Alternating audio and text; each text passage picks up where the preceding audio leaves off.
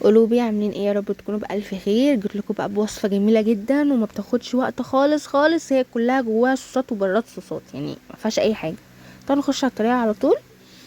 هنا انتي على حسب الكميه، انا حطيت نص كيلو دقيق، معلقه كريم شانتيه ومعلقه لبن بودر. الموضوع سهل وبسيط. ونص كيس بيكنج باودر ومعلقه كبيره خميره.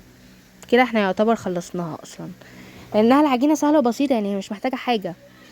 وشويه ميه دافيه بقى انا بحطها واحده واحده اهو، وبقلب. يعني انا كل ما بلاقي ان العجينه لسه محتاجه تتماسك اكتر بحط شويه ميه صغيرين قوي، وبقلبهم كده في العجان زي ما انتوا شايفين.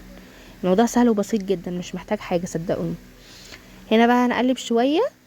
كل ما بلاقي محتاجه ميه بحط ميه دافيه اهم حاجه عشان العجينه ما تبص مننا.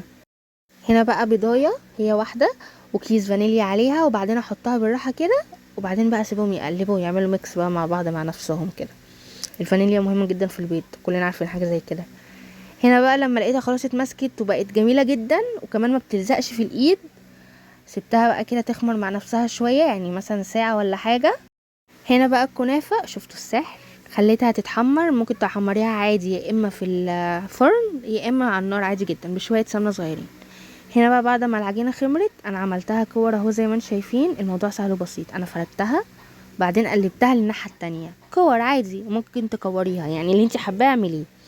هنا اهو زي ما انتم شايفين كوره بسيطه عادي جدا. عملت الكميه بتاعتي كلها اللي في العجينه. انت على حسب الكميه هتزودي العجينه، بس الكميه دي كويسه جدا يعني. هي كمان ما بتاخدش وقت والله، ولذيذه جدا. اللي بيحب العجينه والحاجات دي هيعملها على طول.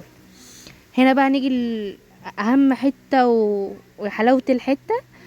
حطيت هنا شويه كنافه وهنا شويه كنافه، واي حشو انتي حباه تقدري تحطيه مع الكنافه. يعني انا حطيت بيستاشيو، حطيت شوكولاته، اللي انتي تحبيه تقدري تحطيه. ممكن تحطي كندر، ممكن تحطي شوكولاته بيضه، اللي انتي حباه مع الكنافه تحطيه زي ما انتي عايزه. هنا بقى انا جبت العجينه طبعا سبتها تريح عمال ما عملت الكنافه بالشوكولاته والبيستاشيو وكده. فردتها اهو زي ما انتم شايفين.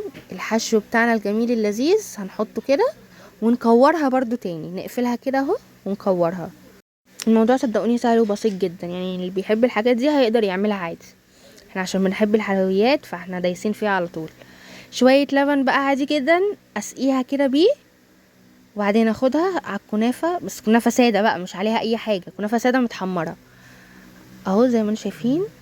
احطها بقى املاها كده كلها من الكنافة من بره، واحاول اضغط عليها ضغطة بسيطة قوي انها تتقفل وبرده انها تمسك نفسها. اهو كل الكور بنحطها مع الكنافة. شفتوا السحر؟ شفتوا؟ طبعا هيتبان لكم سهلة بس هي خدت وقت عامة، بس هي بصراحة كانت تحفة يا جماعة بجد. هنا بقى خدناها على ايه بقى؟ على الزيت على طول. زيت كده سخن كده مولع، نحطها في الزيت ونقليها في الزيت. بجد يا جماعة تحفة. شوفوا بقى السحر، خلصت في ثانية. اي صوص بقى انت حباه وبتحبيه تقدري تحطيه من فوق. ممكن ما تحطيش صوص عادي، بس الاحسن عشان تبقى لينه كده وهشه كده وانت بتاكليها كده تبقى خطيره. من جوه صوص ومن بره صوص. وكمان جوه انا ما زودتش الحشو قوي، فعشان كده لازم من بره تحطي صوص لو انت مش هتزودي زي الحشو من جوه. بجد يا جماعه كانت تحفه. انا حطيت كندر وحطيت البيستاشيو بجد خطيره، وبرده حطيت شوكولاته وكندر مع بعض، يعني طعمها بجد كان تحفه. اتمنى تعجبكم، ما تنسونيش بقى في كل جديد. يلا باي باي.